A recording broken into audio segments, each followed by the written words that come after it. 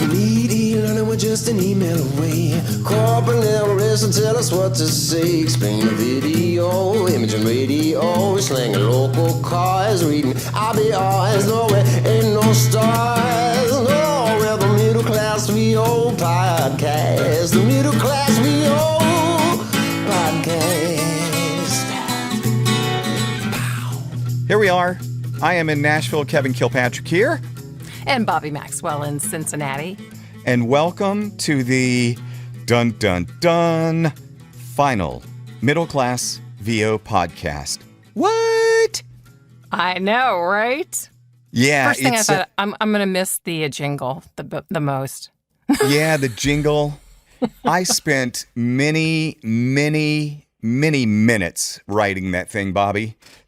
I love it. And when you first played that for me, I was like, "Oh my gosh, this is awesome!" Yeah, and have to. I would say, yeah, that wasn't just one writing session for you. That took a while. No, actually, it took me several nights. Just it's those late at night thoughts, and then I had the wonderfully talented Chloe DeLandis come in and sing, and then she helped me massage some of the wording and everything. So I'm super proud of the wording, and then Jason Traver did the Redux version of it, the acoustical bluesy jam vibe of it, the most recent incarnation of that. He did the vocals on that. And like you, I'm super proud of that jingle. But want to let everybody know that, yes, in fact, this is the final Middle Class VO podcast. However, you can't get rid of us that easy. No way. Bobbi, do you want to share what's going on? Sure. Kevin and I have been talking about this for months now, that does middle class VO mean to others what it means to us, or do they not get it, or is it something we need to work on? And we're just going to rebrand our podcast, kind of take it not in a different direction, but a different, what's the word I want to use? Something a little more different catchy. Angle. An angle. Yeah. So we are going to rename ourselves. Are we telling them now or waiting? There's a drum roll. Go ahead. Officially, at the end of this podcast, we are going to become the Making Waves VO podcast. Woo! Yeah! That's Kevin's idea for the name, and it's so clever. I love it. Oh, I love that. Bobbi, so can I ask a favor? Of course. So we're monitoring via Zoom. We're both recording on our end. But could I ask you not to look at your computer screen for a moment or two, or maybe the rest of this podcast? Because I have a surprise special guest! Oh my gosh. Why did I know? How did you know? Because it's me. No, I did not. All right. You're not looking, are you? I'm not looking, no. All right. Stand by. Okay. Stand by. Dude, you get me all the time. Stand by. You really are that pesky little brother. I am the pesky little brother that always surprises you. And we have surprise guests on our final Middle Class VO podcast. And Bobbi has no clue who has just entered the room. Thank you all for coming into the room. And I am going to start. I tell you what. Oh my gosh. Are you looking?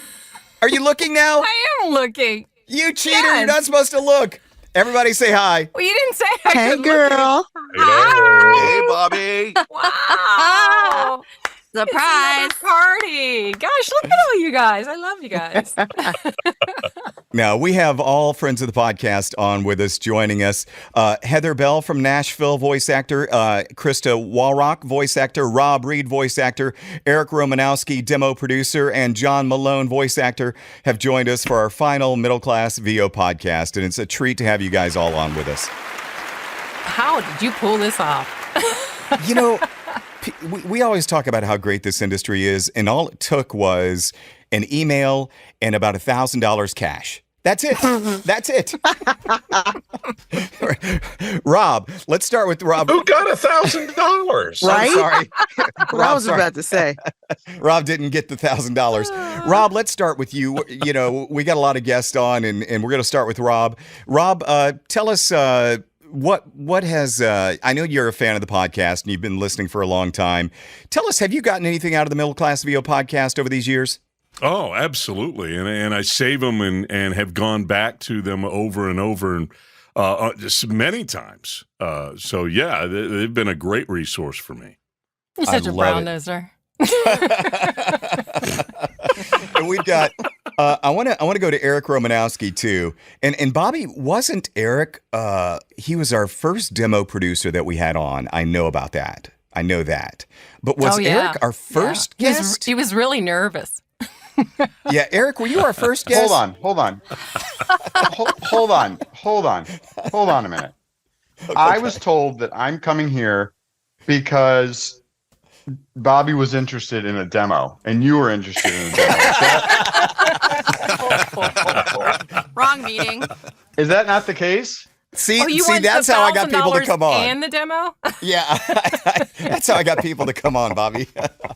Offers of cash and other rewards. No, that was I don't even know what that was a couple of years ago. That was probably like pandemic. It was just pandemic right before time, the pandemic. Right? Yeah, it was 19, It bud. was, yeah. It was 19. And we'll definitely get you on the new incarnation of the Making Waves podcast, and that will be a lot of fun. Eric, how have you been lately? How has the demo production world been lately? Good. Things are good. Staying busy and miss you guys, and it's always nice to see you guys at VO Atlanta. And I'd like to say that my career really skyrocketed after I went on your podcast, but that's not true. So. You would like to say it, but it's not true. I'm just playing. No, I always appreciate the love you guys give. So when Kevin emailed me and said, let's surprise Bobbi, I was down. So yeah. Very, very cool, man. And congrats, Eric, by the way. One of your productions won an award at One Voice in Dallas recently. So that's cool. Yeah, that was cool. Elsa, she's a ACM talent, and she's fantastic, young up and coming talent. And my job is to produce the demos, but when I work with talent like Elsa, it's honestly just it makes my job easy. And I'm not just saying that, it really does when people are directable and coachable and willing to put the work in. So Elsa's one of those talents. So it's cool. Absolutely. Oh, thanks so much for joining us here, Eric. And we're going to jump over to one of Bobbi's dear, dear friends. They have Cincinnati roots together. Krysta Wallrauch. Krysta, welcome to the podcast. Thanks for joining us. Hola. Thank you for having me. How did you keep this a secret? You know, when you live in Mayfield, Kentucky, and I don't have to look you in the eye. It's really not that difficult. So good to hear you. Yeah, I miss you crazy. Krysta, what have you been up to? Actually, I can tease something that Krysta and I collaborated on together most recently. It's a marvelous project, and that's kind of all I can say about it right now. But it was marvelous work by Krysta Wallrauch, that's for sure. It's pretty cool. Excellent. Yeah, I'm excited. Love it. But you've been staying busy, Krysta? Oh my goodness, yes. Between teaching co-op kids improv and new for me is documentaries. I'm starting to do some documentaries out of the UK. That's been really fun too. So I love that. Perfect for that. I love that. All right, now let's transition from the Midwest and let's go out to the West. And ladies and gentlemen, we are entering the Malone Zone. John Malone is with us. Hey, John. Hey, Kevin. Hey, Bobbi. Hey, thanks for the surprise. Yeah, exactly. How are you? What you been up to? I'm good. I was just in Dallas recently. Got to spend some time with Kevin, which was fun. Came home empty-handed, but it was still a good time. It was great to be nominated, though, for that, wasn't it, John? With all those entries, over 4,000 entries. Yeah. I mean, it is an honor to be nominated. I know that sounds like a cliche, but it's totally true. And I really just love that awards banquet. It's fun. It's a good time. It's relaxed. It's casual. There's a fine meal. It's irreverent. I think it's a good time. Kevin pretty much said about the same exact words, so it really left a lasting impression on both of you. Yeah. That's cool. Yeah. Yeah, it was really cool. And John and I got to share some voiceover conversation after the awards later into the evening, and met some interesting characters at the hotel bar and had a great time. And always good sharing a good time with our fellow voice actors. And it was good seeing John there and stuff. And John, thanks for being on with us today. We're going to go back around the room here in just a second. But finally, without further ado, let's go close here to Nashville, right down the road from me. Heather Bell, voice actor, is with us as well. Hey, Heather. Hello. Hi, guys. Hi, Kevin. Hi, Bobby. Hi, everyone else. Heather. Last time I saw you was in Switzerland, I think, wasn't it? I know. Or was Switzerland? Yeah, I guess you're right. Yeah, it has been a little bit. But I'm so excited to be here, to be on the podcast as a super fan. Yeah, and to surprise Bobby. Yeah, that's so cool. And Heather, that is exactly one of the reasons I reached out to you too, is because I know, and thank you for your support of the podcast. And I know for a fact that Heather booked a gig directly because she listened to the podcast. Heather, would you like to share that story? I did. Yeah, it's kind of I had gone back to listen from the beginning, and you guys had done, I don't remember when exactly it was, but you had Marilyn Wisner on, and she just kind of gave out some little nuggets of wisdom, and I sort of took it to heart. And when I started doing auditions that day, I just kept everything in mind, and lo and behold, I ended up booking a national commercial right after that. So it was super exciting. A national spot. Wow. It was, yeah. So congratulations. You're doing some good, Bobby. So yes, definitely. Nice. Bobby, do you have any questions for any of our guests? Those are the questions I want you to prepare, by the way. Those were for everybody else, not me, by the way. You guys have to know, Kevin specifically texted me what we're going to do. So I just was writing out all these questions, and now we'll probably only answer like one.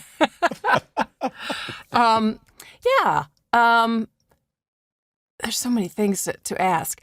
Let's talk about the year overall, because I've been talking with a lot of other voice talent for 2023 being a pretty lean year in the VO business, whether it be AI, whether it be oversaturation.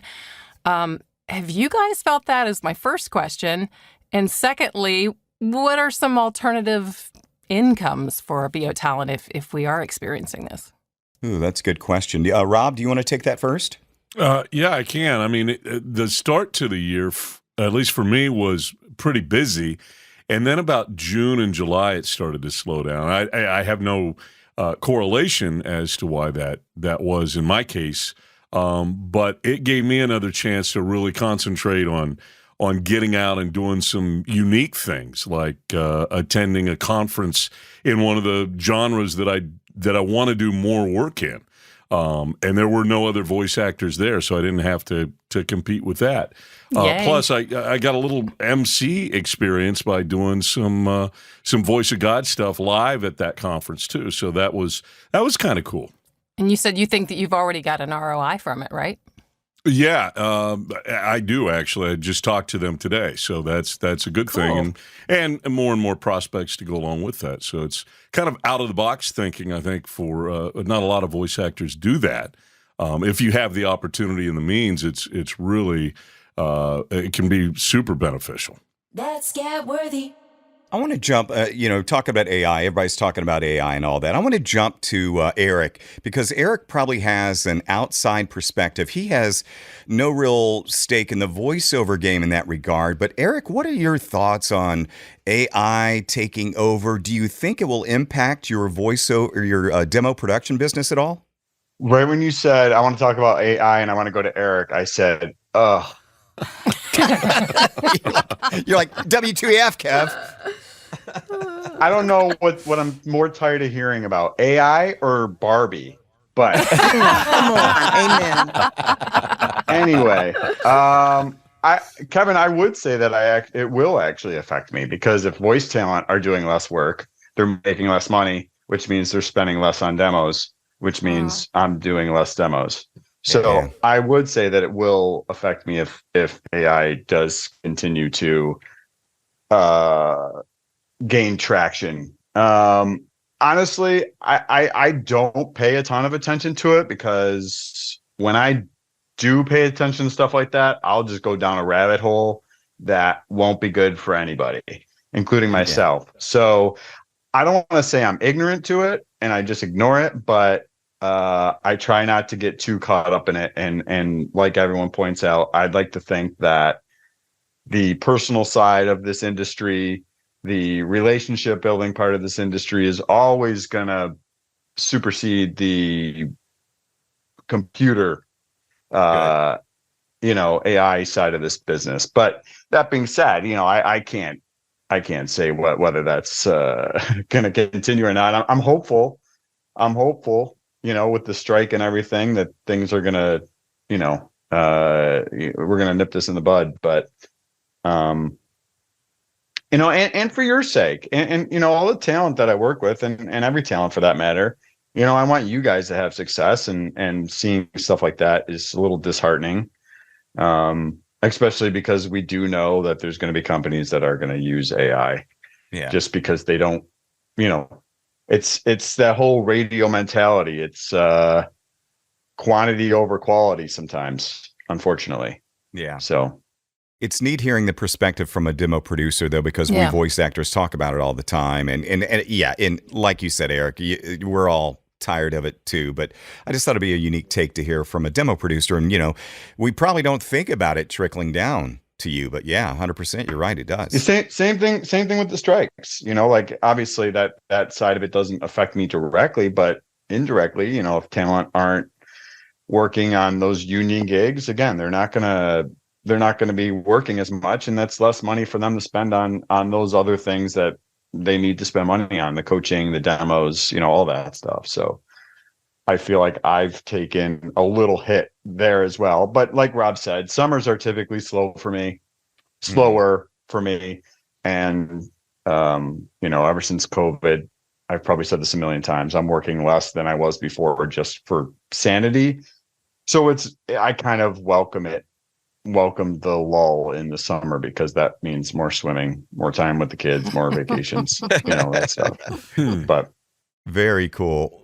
Well, Bobbi, of the questions you prepared, could you please ask another one? And I would love for you to ask the next question about voiceover, where we are, where we're going. Ask it of your good friend, Krysta Wallrauch.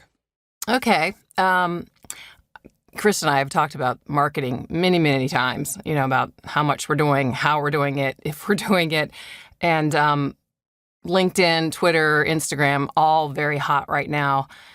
Chris, I was wondering if you think that will change the marketing and the pay-to-play equation in the future. If, all the coaches are always pushing marketing, marketing, marketing. Do you see things changing in that area? Or do you think it'll stay the same? Ooh, girl, that is not my wheelhouse. That's why I have an assistant. Because I'm not gonna officially say I really don't care, but I don't. Like, in my world, I just keep working, and I try to keep making connections any way that I can, really. And I haven't thought much about it. Like, I try to stay in the know, but not too much time, because I'm kind of like Eric. I save a lot, so that when certain things happen, I'm just kind of riding that wave and doing other things. Mm-hmm. But I haven't thought much about it. I just keep plugging away. And my assistant, Shelly Stevens, she is super smart. What does she do for you? She is my virtual assistant, and she looks into all of that stuff. Okay. The AI, and she looks at the algorithms, and she takes classes. She's always willing to learn something new, which saves me time. And And we just go that route and we just kind of see what happens. So to me, I look at everything as like you just kind of sprinkle stuff out there and Yeah. see how it's affected, because it's always changing. I just can't keep up with it all. It is always changing. And that's kind of why I asked the question. It's like, what's next? You know? Hmm. Exactly. Let's go to Heather Bell here in Nashville. Heather, what about you? What have you been up to this year? Have you seen anything, any trends going on in your world? And when I say your world, but your particular world of voiceover.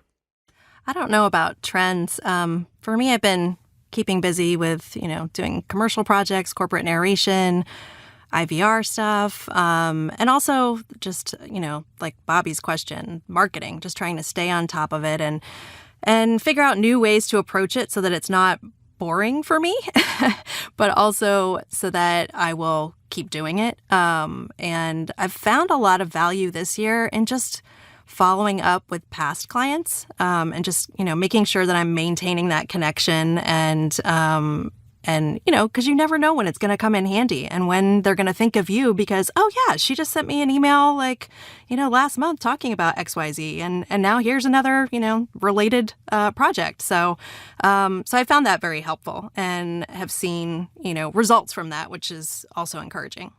That's good to hear. And now let's go. I want to ask a question of John Malone. I'm pretty sure that most of us have had or experienced and worked with representation.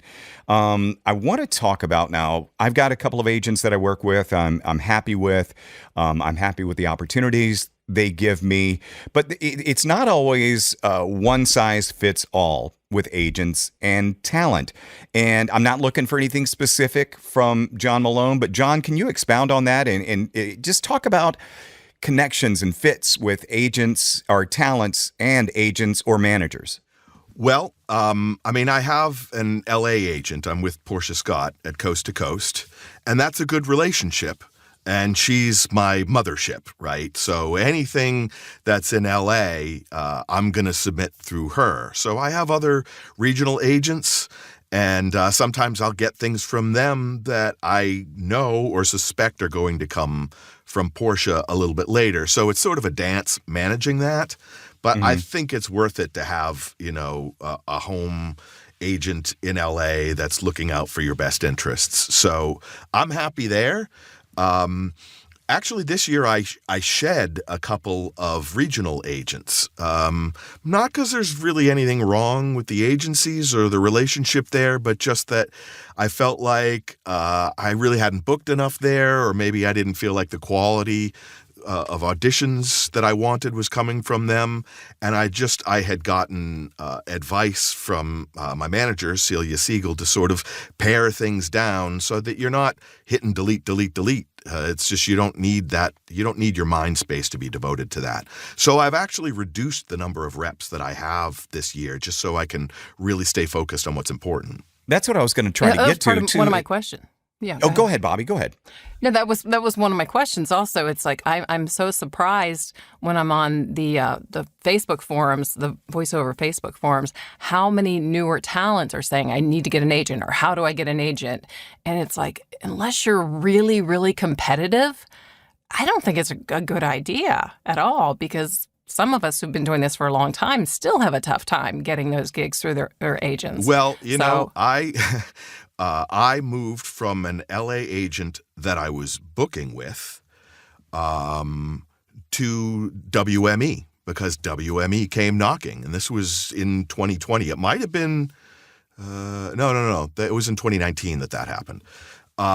So I jumped ship from a place that I was booking and I went to a place where I was now a smaller fish in a bigger pond. And I wasn't booking at WME. It really wasn't a great situation for me. So sometimes moving from a small place to a big place isn't the right thing for you. It's got to be the right time for you in your career, and it's also got to be the right fit with the right agent. So, and there are some things about being on Coast to Coast that, aren't great for me. I don't get any promo or narration opportunities from them. And, that was something that Portia and I had to talk about because I was concerned that I'd be missing those things. But I think the other things that I get from the relationship are worth it. And so I made that decision to that'll be fine with me. Eric, moving forward, talking with, let me recap our guests right now. Voice actor Heather Bell, voice actor Rob Reed, voice actor John Malone, and voice actor Krysta Wallrauch, and demo producer Eric Romanowski. Eric, from the time you started, I know you've got the famous story of how VoiceOver Atlanta kind of changed your career path, and it was the impetus of you going into full-time demo producing. But have you noticed, or have you yourself implemented new strategies and techniques or anything, trends in your demo production over these years since you've been doing it full-time? A penny for your thoughts. Strategies. I mean, Or have your techniques stayed the same pretty much? I mean, I would say you're always evolving, like there's things that I do now that I wasn't doing before. A lot of times things will happen to me and then I'll be like, okay, that's never going to happen again, and then I make a change, whether it's typically a bad thing, like something comes up and I get burned some way, somehow. And then it's like, okay, I need to make sure that never happens again. So that kind of, I feel like with voice talent and even myself, like you have to always be evolving. You always have to be improving how you're doing things, even if it's super simple stuff. Just like, okay, instead of replying, the same response to all these people, like, okay, so someone hits you up and they're like, how do I get in the voiceover? Instead of telling them how they get in the voiceover with a 4-paragraph email, maybe you have that saved somewhere. Maybe you have that 4-paragraph email saved somewhere, or you send them to the I Want to Be a Voice Actor website, So being more like efficient with your time. In terms of like what I'm doing specifically for my demo business, I would just say, like trying to stay relevant, trying to keep my marketing up, stuff like that. I try not to overdo it on social. Be like, look what I did, every day. Yeah. But I think there is a benefit as a demo producer, at least, to be showing talent, like, look what I did. And, if you like what you hear, this too could be you, that kind of thing. So nothing crazy, though. Anything crazy that I've changed, I can't tell you, Kevin. I appreciate that. Hey, Eric, follow-up question for you, Mr. Demo Producer, and you hear all these talents all the time. What have you noticed out of talents? You were talking about Elsa earlier, making your job easier. But what have you noticed over the years of producing demos that really connects with you, what we voice actors can do better on our side to help you do your job better, and thus we're representing our own sounds better and booking more stuff? Yeah, I was actually just thinking about this today as I was producing someone's demo. And because I worked with a talent a couple of weeks ago who coached like very thoroughly and was so prepared for the demo that sometimes I think talent coach for the demo just to be ready for the demo. And they're not thinking like, okay, well, what if I get signed with this demo and then I have to do the promo audition? This was a promo demo that I did. Mm-hmm. That's a tough area to break into. Not only tough to break into, but tough to like sustain and book those gigs because they're so demanding. But she was so well prepared that I have no doubt in my mind when those opportunities do come, she's going to be ready. I think it's important that you have to look past the demo. You have to coach enough for a demo that you're not really thinking about it as you're doing it. What, like whether it's commercial, radio imaging, whatever, promo, it just comes like second nature to you. It's not just about coaching enough to like sound good on the demo. And then it's like, well, now what? Well, if you coach enough, hopefully those opportunities come and you're just going to kill it. I would say that's a big thing. Yeah. I have a question about audio that a few of you might be able to shed some light on. As unlike 5-10 years ago, the home studio is pretty much a necessity today, but there are some talent that are just going bare bones. They have a USB mic and a laptop in their closet.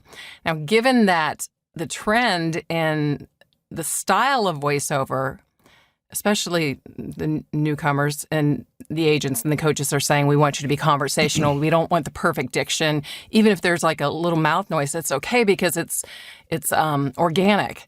So do you think that audio will be that way? Do you think that they'll accept for national jobs for you to be on a USB mic and a laptop in a closet? Rob, you want to take that? I don't think so. And that's, I'm not basing that on anything specific. I just know that there have been so many times that I've booked a job because of the quality of my audio. So it makes me think that that's not going to be the case. I mean, I completely understand what you're saying, but at the same time, that's got to be the origin. That's got to be pristine, in my opinion. Eric might have a better insight on that. But that's my take. Yeah, no, I agree with that. I mean, I sure hope not. Like when you hear those like local commercials or small market commercials and they just sound like crap, you're just like, ugh. At least I do. It's just like it's hard to listen to. So I sure hope not. I always say, like, as long as your audio sounds good, to me, it doesn't matter how it happens. So, the USB mic, I'm sure there's some people making USB mics sound okay, but the whole closet thing really doesn't bother me as long as they have a decent mic. Whatever comes out of the speakers, I get it. Everyone. Yeah. I think, as long as the audio sounds solid, then, like you've heard a million times, there's been people recording huge campaigns in their car or, in a bathroom or in a hotel room. Like, if you can make it happen and you got a killer mic and that you can make the space sound okay, I don't think it's it doesn't matter to me.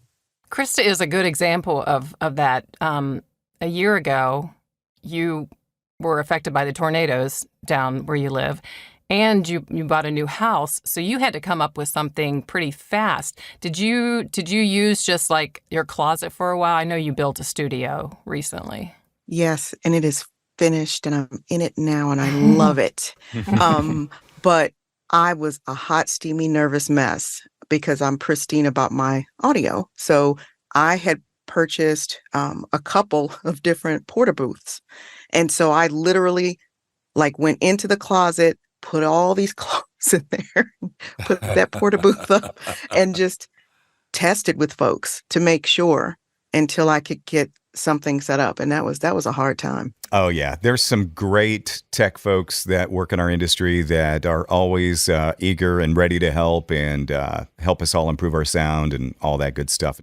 I do want to thank you all for joining us today. Before we wrap up, though, kind of wanted to go around the room. We're talking about, this is our final Middle Class VO podcast, and we are going to be starting the Making Waves podcast, the Making Waves VO podcast coming in October.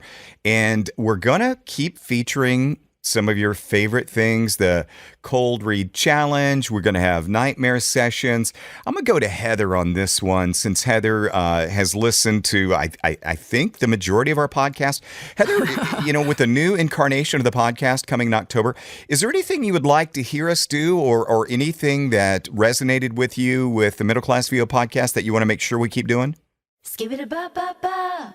No, I love that you just constantly have topical guests and that you're covering, that you're discussing things that are relevant to not only people that are brand new to the industry, but people that have been around for a while. And just, the way you sort of by brainstorming and having these little chats, I just feel like so much interesting information comes out that it's like, oh, I never saw it that way. And it just sort of, puts a new perspective, for me at least. So, but I'm excited for you guys to, and if I could pose you two a question, what do you see the biggest pivot in closing out Middle Class VO podcast and moving into Making Waves? What do you? I'll take that one. Bobbi Maxwell's making way too much money to be called middle class anymore.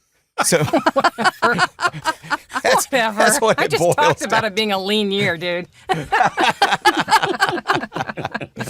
Oh, no, Oh, we that's just, funny. Hey, Bobby can only go on 13 vacations this year. It's been Exactly. Eric knows what I'm saying. Eric knows. Oh, goodness. You're going to have to cut that down to a baker's dozen of vacations this year, Bobby. I know. Oh, my gosh. No, we're Kevin, excited. I want to tell you real quick. I just saw this in my studio, pinned to the wall. This was from right when we came up with Middle Class VO podcast. I wrote down a list of ideas, and it'll be interesting now to go over these and see how many we actually incorporated into it. We called them beginner segment, the good read of the week, the coach's corner. We did the that. cold read challenge, which we did. Yeah. Bad audition of the week. Oh, we got to do that. And a hot topic of the week. So I think we did pretty well for sticking to it. Yeah, we did. We covered most of that stuff. Some of the stuff I think we did one or two times, and it just didn't really resonate, I guess, with us to keep doing it. But yeah, I think that's some pretty good stuff there. Yeah. Anybody John else? Malone. Any ideas? What about John? John, anything that you learned over the years of the Middle Class VO podcast, or anything you'd like to hear us keep doing or introduce in the new version of the podcast? Well, when I was on, you did nightmare sessions with me, and I love nightmare sessions, and I like listening to other people's nightmare sessions because I think it's things that we can all relate to. And when I was on, I was Krysta Lewis was the other guest. So the both of us were on. You were doing like an LA thing, and you had her do the cold read challenge. And what I love about what you guys do with the cold read challenges is that you seem to tailor them specifically for the individual that you're going to have do this cold read challenge. So it's always something that's funny or ironic or that really like plays into the humor of their wheelhouse. And I love how you do that. So I hope you continue to do those. It is by design, John, because first we're putting somebody on the spot. Okay. But Right. secondly, I want them to succeed. So I try to find something in their wheelhouse, that they're going to be comfortable reading cold. But we always like to make something humorous about it too, right, Bobby? Oh, yeah. That's my favorite. Yeah, so part of the don't podcast. lose your sense of humor. That's one of my favorite things about the podcast. And I know you won't, so I'm confident in that. Oh, love that. I've got some favorite moments. Rob Reed did a cold read challenge. What was it, Rob? The Wonder Boner? I believe that's right. Yeah, I've tried to block that out, but it was an rings a actual. bell. It was an actual commercial from like the 90s, one of those direct response type ads, and it was something for deboning fish. And but they called it the Wonder Boner. And Rob, with his good old Texas deep voice, sounded perfect just reading the commercial for Wonder Boner. It was just remarkable. Joe Cipriano did an amazing cold read challenge. We pulled the script from the end of Talladega Nights, where Will Ferrell and John C. Reilly are riffing at the end, and they're doing these parody commercials, and it's a funeral home commercial, and the funeral home commercial starts with 90% of us will die in our lifetime, or something to that effect. And Joe didn't miss a beat, man. He just read it like a promo, and just some of my favorite moments are the cold read challenges, and we're definitely going to keep doing those. Was it Tom Pinto that did Hotel California? Tom did Hotel California. Jeff Bell, who was the retail lyrics. voice. Yeah. Jeff was the retail voice for Ford F-150 commercials for years, and he's got this voice like this. His name is Jeff Bell, and I'm going to tell you about the Ford F-150. But we had him read the opening lines to "I'm Just a Girl" with Gwen Stefani and No Doubt, and he's like, "I'm just a girl, and I feel a little dirty."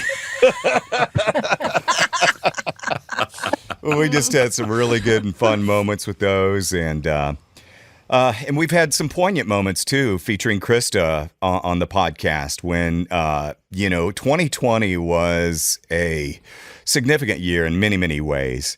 And some stuff was brought to light in the voiceover industry and the fact that there was still, racism in voiceover, and we heard Krysta share some stories about it, and it was just confounding that it was you and still Trey. happening. Yeah, and Trey Mosley. And Trey couldn't make it. Trey was so close to being able to be on the show today, but he had some sessions he had to do. But Krysta, this is an interesting time for a follow-up to that topic when we had you on before. Have you seen things? I know I see casting specs that are much wider and much more inclusive since that time. But have you noticed things getting better, Krysta, in that regard?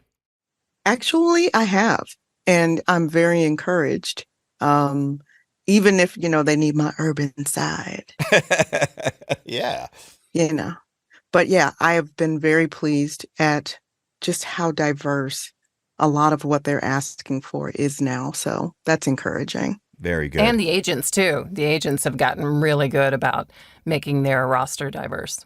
Big time. Correct. Mm-hmm. Bobbi, do you have anything else for these special guests today before we wrap this up, our final Middle Class VO podcast? Oh, we just want to have you on in the new one. I can't wait. I love you guys. Thanks for the big surprise. Oh, we love you too. Oh, congratulations. You guys have had such a Yes. good run. And we're going to keep on going. Yeah. I want to make waves.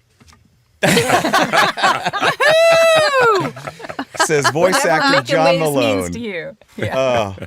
Are we going to play a toilet sound effects or something? We'll work that out in say post, goodbye. Bobby. Voice actor John Malone, voice actor Heather Bell, voice actor Krysta Wallrauch, voice actor Rob Reed, and demo producer Eric Romanowski.